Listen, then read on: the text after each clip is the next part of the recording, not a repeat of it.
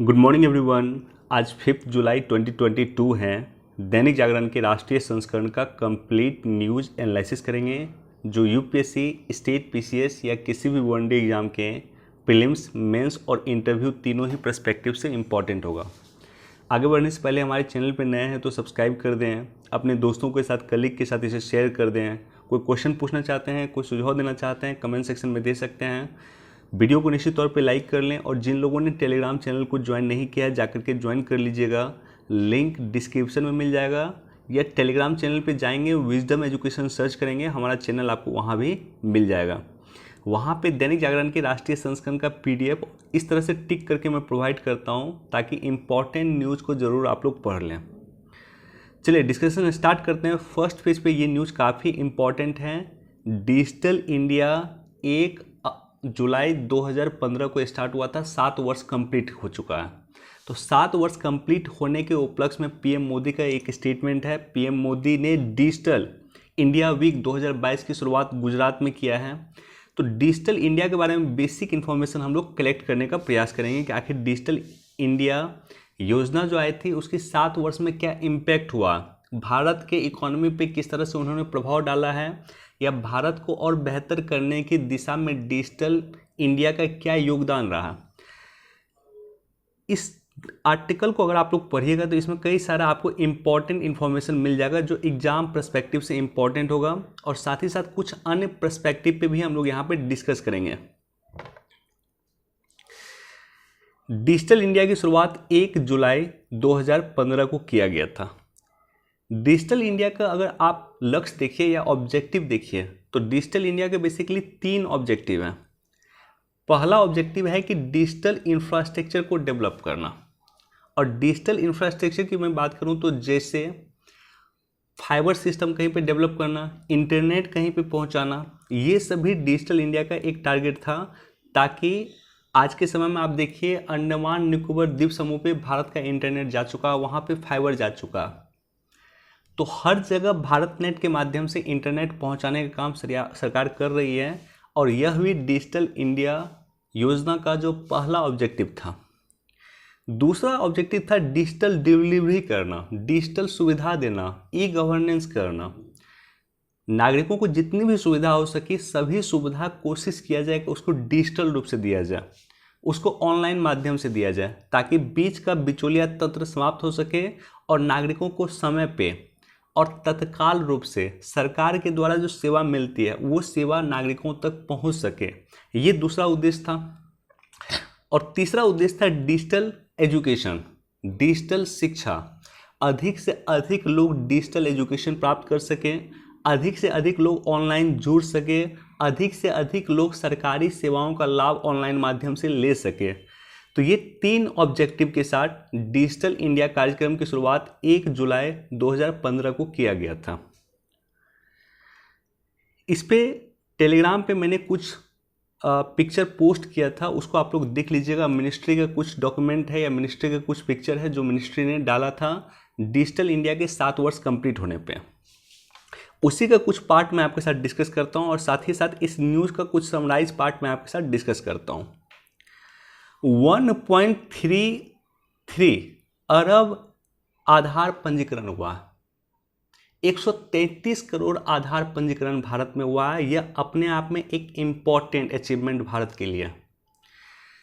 एक हमारे यहाँ एक जैम ये है JAM, जनधन आधार मोबाइल, एक ट्रिनिटी कहा जाता है। तीनों को जोड़ने का काम किया गया, जनधन को भी, आधार को और मोबाइल को जोड़ने का काम किया गया। इसका मतलब यह है कि जनधन खाते में आधार कनेक्ट जो लोग किए हैं उसको सरकार डायरेक्टली सुविधा दे पाएगी।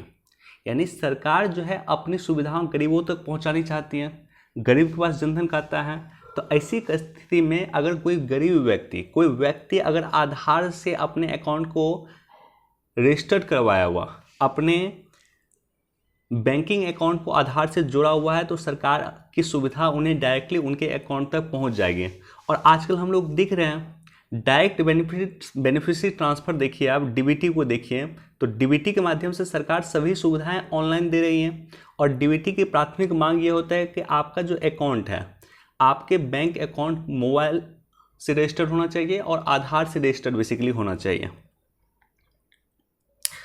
तो इससे क्या है, इससे डाटा हमारे पास है कि पिछले 8 वर्ष में सरकार ने 23 लाख करोड़ रुपया सीधे लाभार्थी के खातों पे दिया है और डीबीटी के माध्यम से दिया है, डायरेक्ट बेनिफिशियरी ट्रांसफर के माध्यम से दिया है। 8 साल में 23 लाख करोड़ रुपया सरकार ने लोगों को दिया है। और सबसे इम्पॉर्टेंट बात डिजिटल इंडिया के अचीवमेंट क्या है कि लगभग 2.25 लाख करोड़ रुपए बिचौलियों को जो चला जाता था वो बचा। दूसरी बात क्या है कि लोगों को डायरेक्टली इसका बेनिफिट मिल रहा है, लोगों को तत्कालिक इसका बेनिफिट ही मिल रहा है और बिचौलिया तंत्र हमारे यहाँ से समाप्त हो रहा है। इसी तरह से डिजिटल स्वास्थ्य मिशन के तहत 23 करोड़ स्वास्थ्य कार्ड जारी हुआ। इसी की तरह एजुकेशन सेक्टर में आप देखिएगा तो डिजिटल इंडिया का यूज एजुकेशन सेक्टर में भी काफ़ी हद तक किया जा रहा है और ख़ास करके दीक्षा पोर्टल की शुरुआत किया गया है।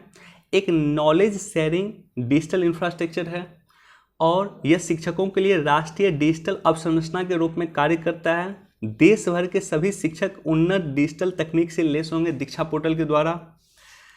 4.9 अरब से अधिक शैक्षणिक पाठ्यक्रम को दीक्षा पोर्टल पे शामिल किया गया। इसके अलावा 15 करोड़ नामांकन ऑलरेडी दीक्षा पोर्टल पे हैं।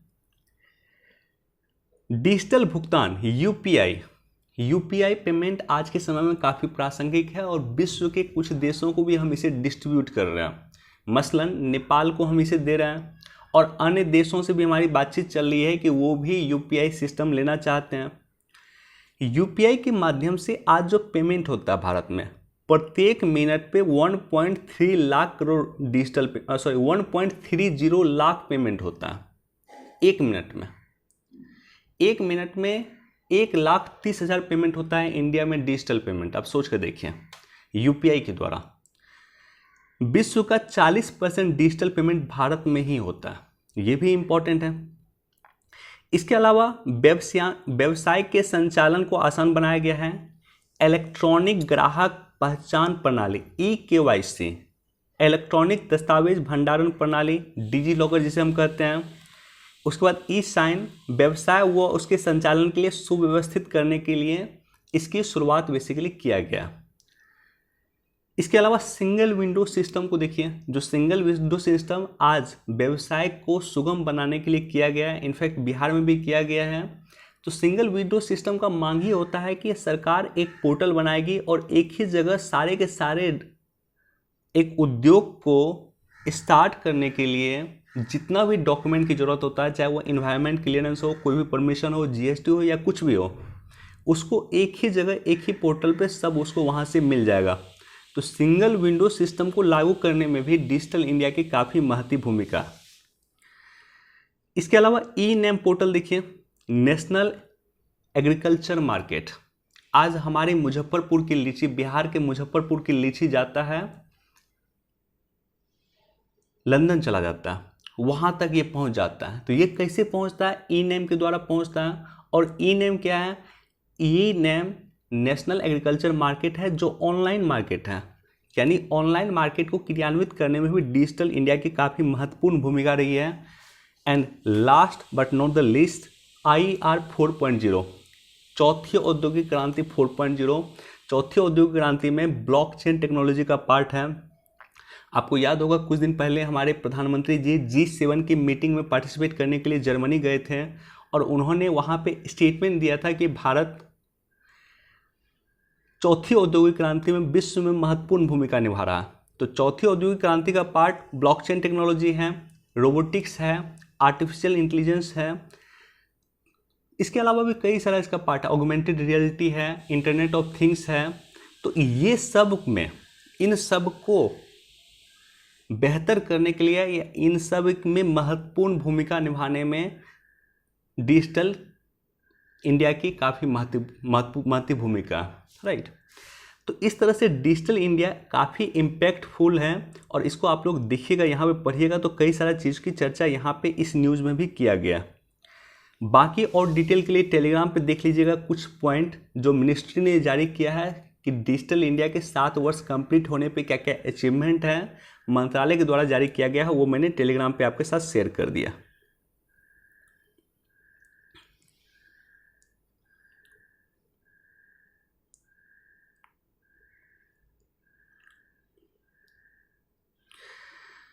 स्वतंत्रता संग्राम केवल कुछ लोगों का इतिहास नहीं।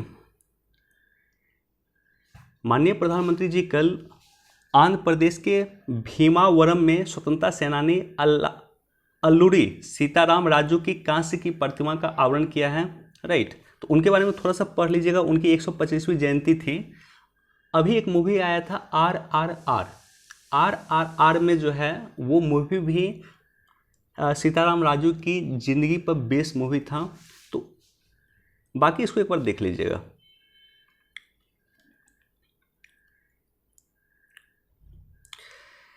हिंद प्रशांत क्षेत्र में क्वाड के अलावा अन्य देशों भी से गठबंधन बनाएगा भारत। इंपॉर्टेंट इस पर्सपेक्टिव से भी है कि क्वाड का एक इंपॉर्टेंट है, लेकिन क्वाड में अमेरिका जो है, अमेरिका पे भारत पूर्ण रूप से भरोसा नहीं कर सकता, क्योंकि कई बार ऐसा हुआ है कि अमेरिका ने भारत पे सैंक्शन लगाया। आज भी अगर आप देखिएगा तो वर्तमान में अगर आप देखिएगा बाइडेन प्रशासन को, तो भारत से अधिक फेवर पाकिस्तान को कर रहा।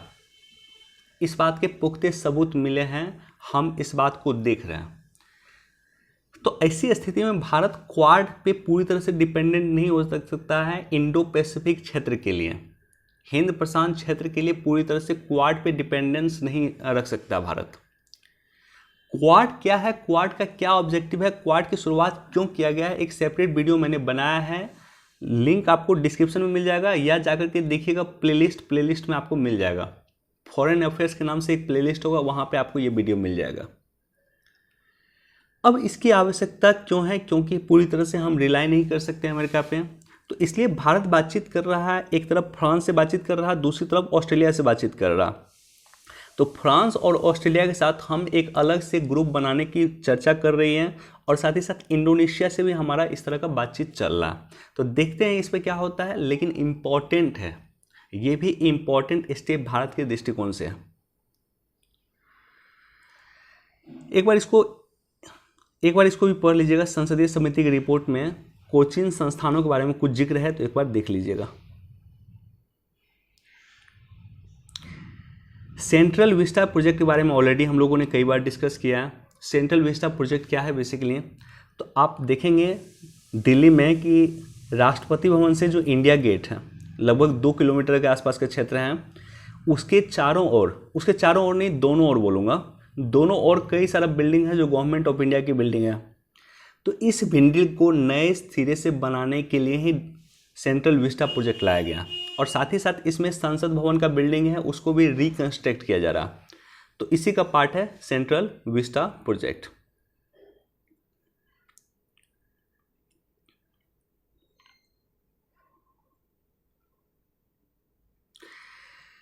देखिए, निजी जरूरत के लिए जैमर और बूस्टर लगाना अवैध, ये संचार मंत्रालय का स्टेटमेंट है। जैमर लगाया जाता है या बूस्टर लगाया जाता है, नॉर्मली एग्जाम के समय में देखते होंगे आप, लगाया जाता है जैमर, लेकिन निजी पर्पज से आप अगर लगाते हैं तो ये अवैध है। इसको एक बार देखिएगा, मैं डिटेल से इस पर डिस्कस नहीं कर रहा हूं, लेकिन एक समिति बनी थी भारत में, बोहरा समिति, जस्टिस बोहरा समिति, और बोहरा समिति ने 1993 में अपना रिपोर्ट दिया था, और 1993 में जो रिपोर्ट दिया था उसमें कहा था कि नेता, अपराधी और नौकरशाह तीनों का गठजोड़ है देश में। नेता मिला हुआ अपराधी से, अपराधी और नौकरशाह से, तो तीनों मिला हुआ है बेसिकली, ये कहा था बोहरा समिति ने अपनी रिपोर्ट में। और आज भी बोहरा समिति की रिपोर्ट को सार्वजनिक नहीं किया गया, पूरी तरह से बोहरा समिति की रिपोर्ट को सार्वजनिक आज तक नहीं किया गया।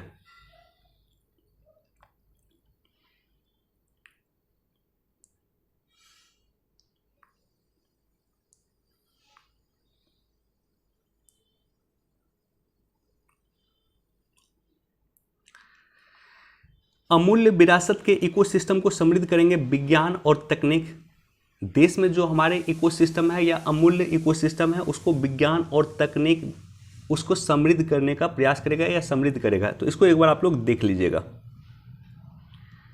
बाकी मैं इस न्यूज़ पे डिटेल से डिस्कस कर देता हूँ यूसीसी के बारे में।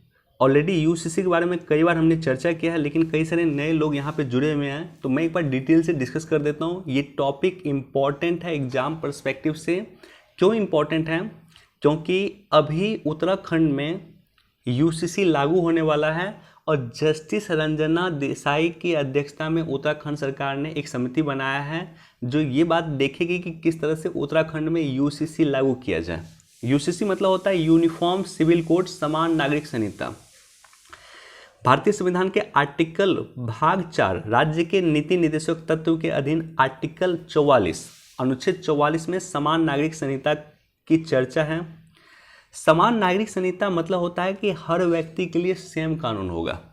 तो क्या कानून हर व्यक्ति के लिए सेम नहीं है, आप पूछेंगे? तो बिल्कुल सेम है, लेकिन जो कुछ कानून है, मसलन उत्तराधिकार का कानून, विवाह का कानून, तलाक का कानून, बच्चों के संरक्षण, गुजारा भत्ता, ये सब कानून हर एक धर्म के लिए अलग अलग है। तो इसलिए चर्चा होती है कि यूनिफॉर्म सिविल कोड लागू किया जाए। अगर ऐसा होता है तो भारत में भी उत्तराधिकार का कानून, बच्चों का कानून, तलाक का कानून, विवाह का कानून हर एक धर्म के लिए एक यूनिफॉर्म हो जाएगा। तो इसलिए लगातार मांग होती है कि यूनिफॉर्म सिविल कोड लागू किया जाना चाहिए। अब देखिए, यूनिफॉर्म सिविल कोड जब हम लोग देख रहे हैं तो इसके कुछ पॉजिटिव इम्पैक्ट होंगे, कुछ नेगेटिव इम्पैक्ट होंगे। क्यों लागू किया जाना चाहिए, इसके पक्ष में कुछ पॉइंट आपके पास होना चाहिए। क्यों नहीं लागू किया जाना चाहिए, इसके पक्ष में भी कुछ पॉइंट होना चाहिए। तो क्यों लागू किया जाना चाहिए, इसके पक्ष में 3-4 पॉइंट हम लोग डिस्कस करेंगे। क्यों लागू किया जाना चाहिए, इसमें आप लोग कह सकते हैं या हम लोग कह सकते हैं कि भारतीय संविधान की प्रस्तावना के 42वें संशोधन के माध्यम से धर्मनिरपेक्षता शब्द को प्रविष्ट किया गया या धर्मनिरपेक्षता शब्द को जोड़ा गया। चूंकि भारत एक धर्मनिरपेक्ष देश है, इसलिए हमें इसे लागू करना चाहिए। मूल अधिकारों में विधिक समक्ष विधि के शासन की अवधारणा विद्यमान है और इसी अवधारणा को सफल बनाने के लिए लैंगिक असमानता जैसी कुरीति को समाप्त करना है और लैंगिक असमानता को भी कम करने के लिए हमें यूनिफॉर्म सिविल कोड लागू करना चाहिए। क्योंकि यूनिफॉर्म सिविल कोड लागू होगा तो सबसे अधिक फायदा महिलाओं को होगा। किस तरह से विवाह के कानून या तलाक के कानून के आधार पर महिलाओं का उत्पीड़न होता है, ये हम लोग देखते हैं। तो इसलिए आवश्यकता है कि जो हम विधि के शासन में कानून के समक्ष सभी समान होगा इसकी बात करते हैं, इसको पूर्ण रूप से साकार करने के लिए भी हमें यूसीसी लागू करने की आवश्यकता है, समान नागरिक संहिता को लागू करने की आवश्यकता है। सामाजिक संस्कृति के सम्मान के नाम पे किसी वर्ग की राजनीतिक समानता का हनन करना संविधान के साथ साथ संस्कृति और समाज के लिए भी अन्याय है। धार्मिक रूढ़ियों की वजह से समाज के किसी वर्ग के अधिकारों का हनन रोका जाए तो यह भी आवश्यक है। ये भी आवश्यक है, तो इसलिए भी यूनिफॉर्म सिविल कोड लागू करना चाहिए। वैश्विक वातावरण में महिलाओं की भूमिका समाज में महत्वपूर्ण हो गई है, इसलिए भी हमें यूनिफॉर्म सिविल कोड लागू करना चाहिए। सर्वोच्च न्यायालय ने संपत्ति पे समान अधिकार और मंदिर प्रवेश में समान अधिकार जैसे न्यायिक निर्णय के माध्यम से समाज में समता हेतु उल्लेखनीय प्रयास किए हैं। आर्टिकल 44 पे बाबा साहब अम्बेडकर ने भी इम्पोर्टेंट कोटेशन दिया है। उनका कहना था कि धर्म को इतना विस्तृत और व्यापक क्यों किया जाए कि संपूर्ण जीवन पे ये कब्जा कर ले और विधायिका को इसमें हस्तक्षेप करने से रोकें। धर्म को बहुत ज़्यादा स्प्रेड करवाने की आवश्यकता नहीं है, ये बाबा साहब अम्बेडकर का कहना था और यूनिफॉर्म सिविल कोड के वो पक्ष में थे। वर्तमान में महिला अपराध की समस्या का भी समाधान किया जा सकता है यूनिफॉर्म सिविल कोड लागू होने से। और सबसे इम्पॉर्टेंट कि गोवा में आज तक यूनिफॉर्म सिविल कोड लागू है और गोवा अच्छे से चल रहा है, वहाँ की प्रशासन अच्छे रूप से कार्य कर रही है, तो इसलिए हमें यूनिफॉर्म सिविल कोड लागू करना चाहिए। अब देखिए, यूनिफॉर्म सिविल कोड क्यों लागू नहीं करना चाहिए। निगेटिव में कुछ पॉइंट मैं आपके साथ डिस्कस करता हूँ। सामाजिक संस्कृति की विशेषता को वरीयता दी जानी चाहिए क्योंकि समाज में किसी धर्म के असंतुष्ट होने से अशांति बनी रह सकती है। भारत विविधता में एकता का देश है और इस विविधता को बरकरार रखने के लिए भी हमें यूनिफॉर्म सिविल कोड को लागू नहीं करना चाहिए। समान नागरिक संहिता मुद्दा किसी राजनीतिक, सामाजिक या व्यक्तिगत अधिकार से मुद्दे से हट करके एक राजनीतिक मुद्दा बन गया है, ये भी एक नेगेटिव पॉइंट है। भारतीय संविधान के अनुच्छेद 25 जो किसी धर्म को मानने या प्रचार करने की स्वतंत्रता को संरक्षित करता है, भारतीय संविधान के अनुच्छेद 14 में निहित समानता की अवधारणा के विरुद्ध है। अगर आप गौर से देखेंगे तो कई सारा अधिकार एक दूसरे अधिकार को कॉन्ट्राडिक्ट करता है। आर्टिकल 14 जो कहता है कि कानून के समक्ष सभी समान है और आर्टिकल 25 कहता है कि कोई व्यक्ति जो है धर्म को, किसी भी धर्म को मान सकता है और किसी भी धर्म को मान के उसके अनुसार आचरण कर सकता है। गौर से देखिए तो ये दोनों एक दूसरे का कॉन्ट्राडिक्ट करता है कुछ जगह पे। तो आर्टिकल 25 को लागू करने के लिए या 25 को पूर्ण रूप से लागू करने के लिए या 25 को प्रभावित करने के लिए भी हमें आवश्यकता है कि हम यूनिफॉर्म सिविल कोड को लागू नहीं करें, क्योंकि हर व्यक्ति का अपना धर्म हो सकता है या हर व्यक्ति की अपनी मान्यताएं हो सकती है, उनकी मान्यताओं में व्यवधान नहीं डालना चाहिए। तो ये तो बेसिक इन्फॉर्मेशन है। इसके अलावा 1985 में शाहबानो केस में भी माननीय सर्वोच्च न्यायालय ने टिप्पणी किया था कि आर्टिकल 44 मृत होकर रह गया है या मरकर रह गया है, मर चुका है। इसी तरह से सायरा बानो वाद 2017 में भी माननीय सर्वोच्च न्यायालय ने कुछ इसी तरह का टिप्पणी किया था। तो इस आर्टिकल के थ्रू मैंने आपके साथ चर्चा कर दिया कि आखिर यूनिफॉर्म सिविल कोड क्यों लागू होना चाहिए और यूनिफॉर्म सिविल कोड क्यों लागू नहीं होना चाहिए। दोनों पर्सपेक्टिव पे मैंने आपके साथ चर्चा किया है। इसके अलावा आपको अपना राय डेवलप करना चाहिए कि क्या यूनिफॉर्म सिविल कोड लागू होना चाहिए या नहीं होना चाहिए।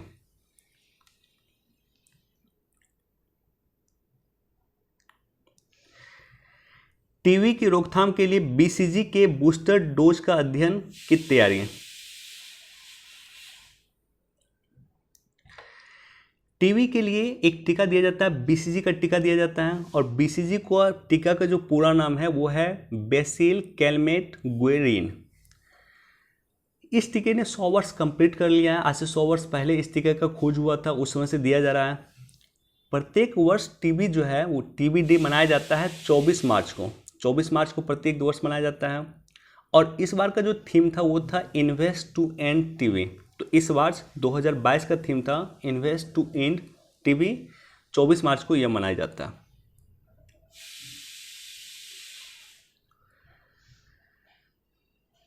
टीबी का 6 रोग बेसिकली माइक्रोबैक्टीरियम टर्बोक्लोसिस नामक के जीवाणु के द्वारा होता है, जो लगभग 200 सदस्यों वाले माइक्रोबैक्टीरियल परिवार से संबंधित हैं। वर्तमान में विश्व स्वास्थ्य संगठन द्वारा 2030 तक टीबी को समाप्त करने का लक्ष्य रखा गया है और भारत ने ये लक्ष्य 2025 तक किया। कई बार स्टेट पीसीएस वगैरह में क्वेश्चन पूछा जाता है कि भारत ने टीबी को एलिमिनेट करने का टारगेट कब तक रखा है। तो भारत ने 2025 तक ये टारगेट रखा है और विश्व स्तर तक 2030 तक ये टारगेट रखा गया।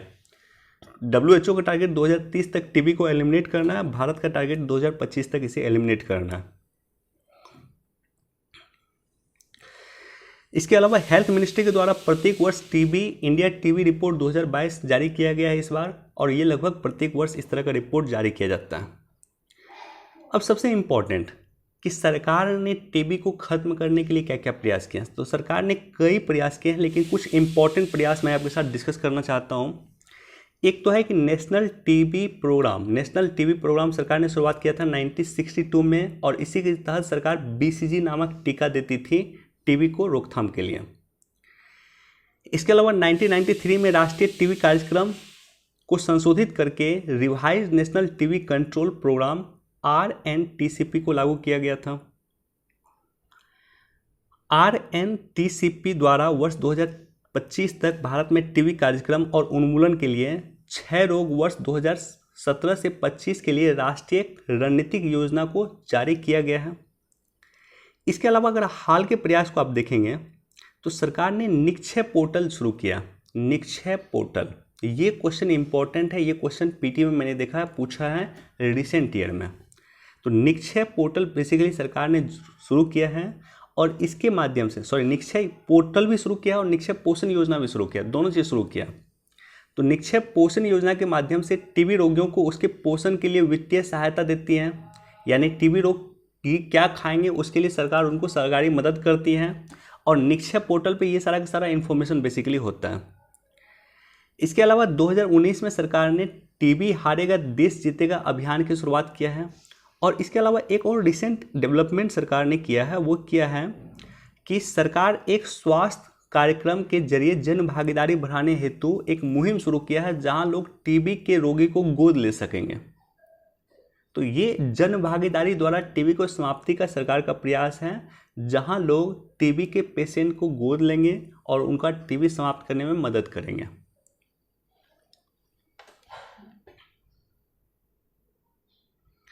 तो तो ये सब टीबी के बारे में बेसिक इन्फॉर्मेशन है, इसको देख लीजिएगा। दोस्तों एडिटोरियल इम्पॉर्टेंट नहीं है, बस ये एक इन्फॉर्मेशन यहाँ पे है, इसको हम लोग चर्चा करेंगे। भूस्खलन की समस्या देखी गई है मणिपुर में और 37 लोग मरे हैं। लैंडस्केप के कारण 37 लोग मणिपुर में मरे हैं, ये दुखद घटना है।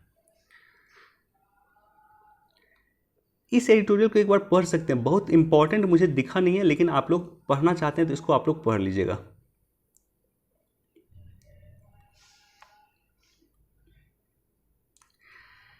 लग्जरी उत्पादों पे जारी रहेगा 28% टैक्स। जीएसटी अगर आप देखिएगा तो जीएसटी का 4 स्लैब है, 5% है, 12% है, 18% है और 28%। ये 28% जो जीएसटी लगता है वो लग्जरी उत्पाद पे लगता है। आप BMW गाड़ी परचेज करने गए, वहाँ पे आपको 28% जीएसटी देना पड़ेगा। बाकी ये जो 3 जो स्लैब है, 5% का, 12% का, 18% का, सरकार ये कोशिश में है कि 3 स्लैब को हटा करके इसकी जगह 2 स्लैब लाया जाए। अब वो 2 स्लैब क्या होगा हमारे पास एग्जैक्ट इन्फॉर्मेशन नहीं है, इसलिए हम लोग इस पर चर्चा नहीं करेंगे, बाकी एक बार पढ़ लीजिएगा। विकास का नया मॉडल बनेगी सहकारिता शाह। अमित शाह जी अंतर्राष्ट्रीय सहकारिता दिवस के 100 वर्ष के कंप्लीट होने पे संबोधित कर रहे थे। अंतर्राष्ट्रीय सहकारिता दिवस जो बेसिकली मनाया जाता है वो मनाया जाता है जुलाई के पहले शनिवार को, और जुलाई का पहला शनिवार 2 जुलाई का था, तो 2 जुलाई को अंतर्राष्ट्रीय सहकारिता दिवस मनाया गया। तो सहकारिता के लेकर के ऑलरेडी हमने कई बार डिस्कस किया, मैं डेली इस पर चर्चा कर रहा हूँ, लेकिन मैं आज इस पर चर्चा नहीं करूँगा। मैं लगातार आपसे कहता हूँ कि सहकारिता पे एक नोट्स आप लोग बना लीजिएगा। सहकारिता पे डेली चर्चा हो रहा है और ये इतना इम्पॉर्टेंट है कि एक नया मंत्रालय बना दिया गया इसके लिए, और नया मंत्रालय में भी मंत्री बनाया गया श्री अमित शाह जी को। तो आप समझ सकते हैं कि सहकारिता का क्या इंपॉर्टेंस हमारे लिए वर्तमान में है।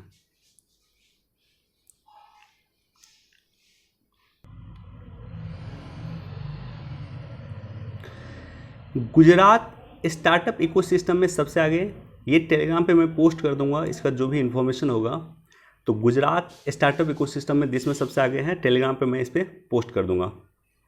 पिछले साल 40 से अधिक स्टार्टअप यूनिकॉर्न बने। यूनिकॉर्न क्या होता है? यूनिकॉर्न होता है कि वैसा कंपनी जिसका टर्नओवर $1 बिलियन हो, $1 बिलियन क्रॉस कर गया हो। $1 में अभी लगभग 78 रुपीज़ चल रहा है, तो इसको मैं करोड़ में कन्वर्ट करूँ तो 7800 करोड़ रुपया अगर किसी कंपनी का टर्नओवर हुआ या इसको क्रॉस किया तो उसे कंपनी को यूनिकॉर्न कंपनी कहा जाएगा।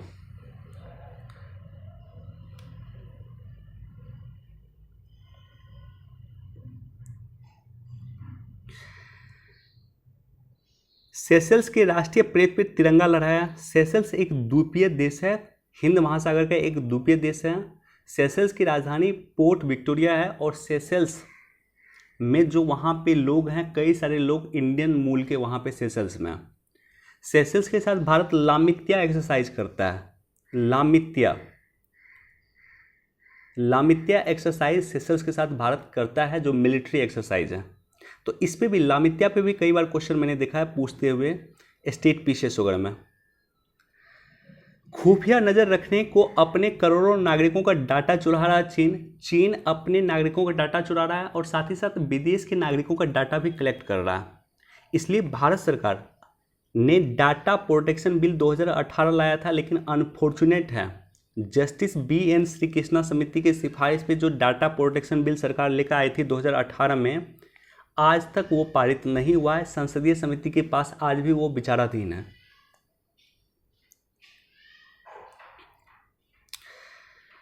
चलिए दोस्तों, इतना ही इंपॉर्टेंट न्यूज़ था। वीडियो देखने के लिए आप सभी का धन्यवाद। Thank you so much. Please do like, share and subscribe. Thank you.